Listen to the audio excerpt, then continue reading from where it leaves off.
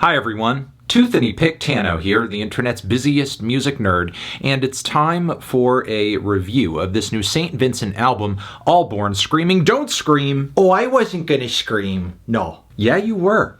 Yeah, you were. No, I wasn't. I was not gonna scream, no. You're so predictable. You just do something based on the title or the artist or the whatever. Anthony, I swear to you, I wasn't gonna do no screaming. It's not funny. It's not cool. It's not creative. Hey! Okay, here we have a brand new LP from singer, songwriter, multi-instrumentalist, producer, Miss Annie Clark, aka St. Vincent. Her 7th studio album, which comes just a few years after 2021's Daddy's Home, which did leave some fans bewildered, but personally I felt this record was truly a career highlight. Maybe it wasn't as whimsical as records that made Annie a darling of the indie scene like Actor, and maybe it wasn't as instantly catchy and direct as her art pop and rock breakout Strange Mercy. But Annie has always been an artist who's defied expectations and has never run the same play twice, which is what makes her such a standout artist. That and her bold vocal delivery, her undeniable killer guitar chops, and her command of melody. Even when she goes in a direction that some of her fans may not be crazy about, you still have to respect it. For example, maybe the fried production, jagged grooves, and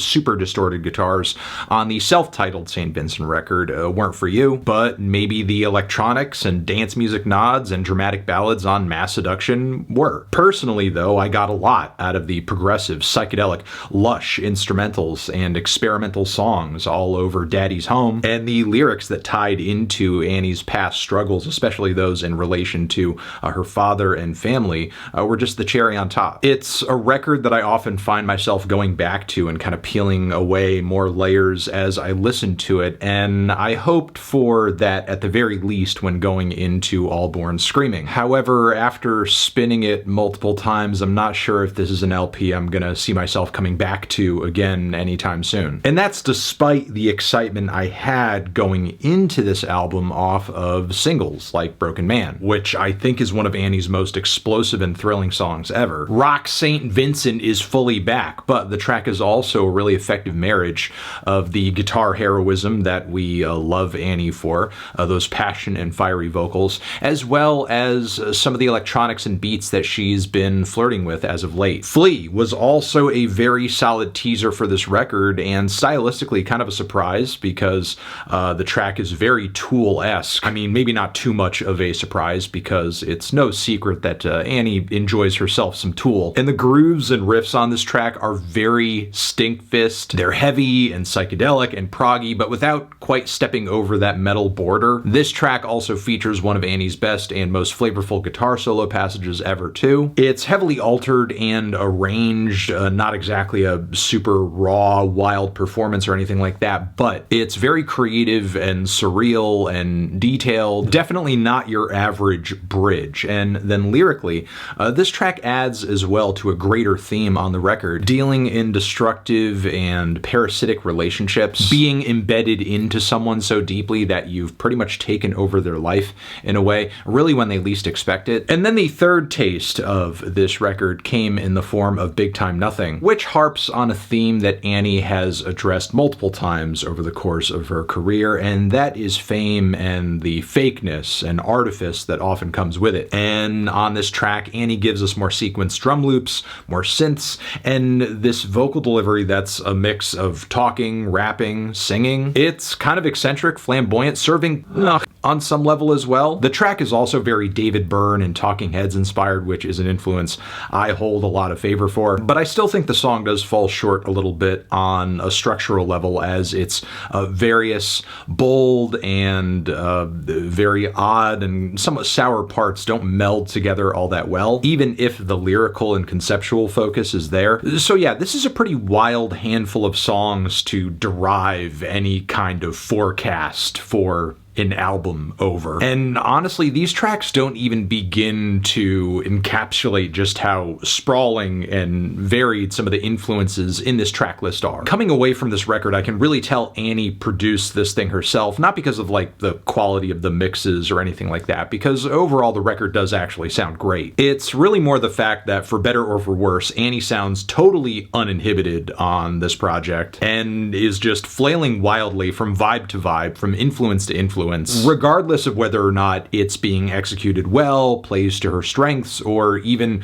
fits in aesthetically with the rest of the album. Another thing about the LP that I'll say is that it has a bit of a slow start with Hell Is Near, which features this very chilly vocal intro that sounds almost like a performance I'm hearing in a cathedral. There are also lots of ghostly ambient tones swelling and falling in the background, and this eventually gives way to these swirling guitar arpeggios that are reminiscent of System of a Down's Aerials, something along those lines. And while the structure doesn't exactly give way to a big finish or anything like that, the song's lyrics about there being a beginning or a starting point ahead, as well as having to give it all away because the whole world is watching. These words give us a sense of some of the feelings that are going to be informing the rest of the record and where exactly it's moving. I think this song could have been a decent tone setter for the LP if we kind of escalated from here, but the next track on the album, Reckless, extends this very low-key introduction, as this track is a very dour motif with some grim piano chords, pained lead vocals too. It escalates in layers and emotional intensity, but the payoff isn't maybe as gratifying as I hoped it would be, because the odd synthesized bleeps and bloops, the groaning guitars, and basic kick and snare patterns that kind of bring us to this point,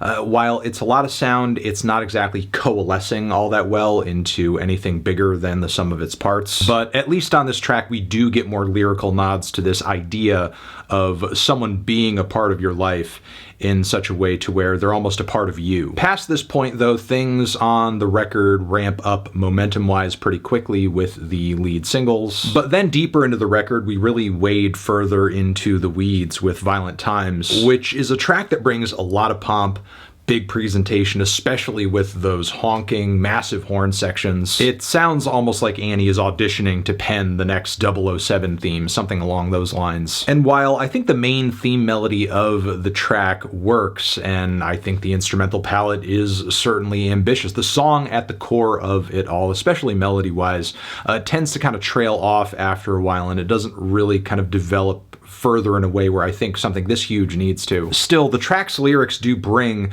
this horrifying reality, this come to Jesus moment where you realize somebody wasn't quite who you thought they were. And while I wish the song had more details in it along these lines, it still contributes to an overall picture that is being painted across the album. The Power's Out, though, I thought was a pretty major highlight on the record. It is a string-kissed slow burner that really seals the deal. Very Bowie-esque, especially when you get these huge honking, buzzing bass lines and melodies toward the back end of the track. It's very 5 years. The spotlit vocals and the melodies of the track are great, and I love the apocalyptic, surreal imagery that's being framed throughout the song. So yeah, the album does have a really strong middle section for the most part, but the ending, in my opinion, a bit of a mess, as I'm not huge on Sweetest Fruit, to be honest. It goes beyond the lyrics of the track, which some have found to be a little tasteless, and Annie has been open about this in interviews.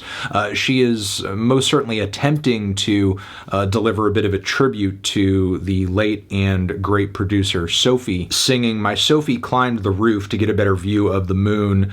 My God, then one wrong stare took her down to the depths, but for a minute, what a view," which I'm sure Annie's at a distance admiration for Sophie's work and legacy is real and is true. It just reads as very pithy and reductive when obviously it's trying to be poetic and in honor of somebody. But really, this is the least of the track's problems, because instrumentally, I feel like this has to be one of my least favorite pieces of production on any St. Vincent album, because the detuned, repetitive synth chords, the groaning guitars underneath it all, the sour vocal harmonies, and vaguely exotic beat, bam, bam, just make for a very, very unflattering combo, I'll say that. Which is also kind of an issue on the following track, So Many Planets. Kind of a surprise reggae song, Reggae Time, which there's nothing wrong with in concept, but obviously because it's St. Vincent, she's going to flip this sound in some kind of way creatively to make it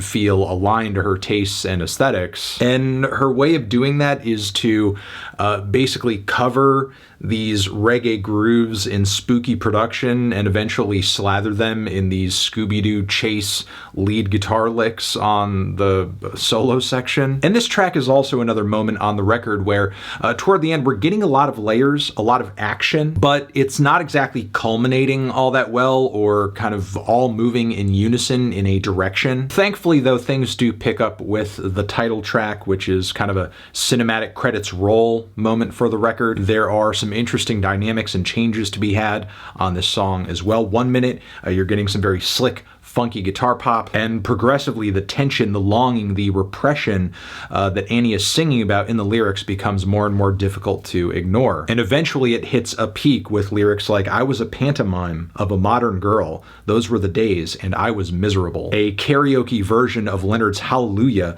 my whole damn life I had never exhaled, which is honestly one of the most telling couplets of her entire career. From this point we get another chorus, a very eerie ambient passage that eventually goes to full silence. And then what comes through that is these heartbeat-like kick drums, droning tones, cultish vocal harmonies, and this is it. This is the screaming of the album. On some level, it's a cry for help, but I'm not even fully sure of what it's crying for outside of these vague notions around desiring more freedom, less control. Annie expresses getting headaches from or just generally being uninterested in hallowed halls, describes things like arms as resulting in sensations of being wrapped up in a straitjacket. It's almost fearing connection, maybe based upon very negative past experiences with it. And these feelings are so intense and overwhelming, I feel like we're not fully exploring them. We're just kind of merely stopping at this very intense desire for all of it to stop and for all of it to go away. Overall, I will say this album has some great highlights on it. It is a very freewheeling and exciting album for Annie in her catalog. It is a daring album. It's a record that throws quite a few surprises at you, but simultaneously it's not nearly as disciplined as I think Annie has proven herself to be in her best moments so far in her discography, which I think has led to some of these tracks thematically and structurally not bringing a lot in terms of follow through. And if I could throw a metaphor out there and liken this record to a garden, I think there are some moments where Annie really kind of lets the weeds grow in a bit, and they really could have been cut out, thrown out in favor of some material that I think could have been a lot stronger, which is why I'm feeling a strong 5 to a light 6 on this one. Transition, have you given this album a listen? Did you love it? Did you hate it? What would you rate it? You're the best, you're the best. What should I review next? Hit the like if you like. Please subscribe and please don't cry. Hit the bell as well. Over here next to my head is another video that you can check out. Hit that up or a link to subscribe to the channel. Anthony Fantano, St. Vincent, forever.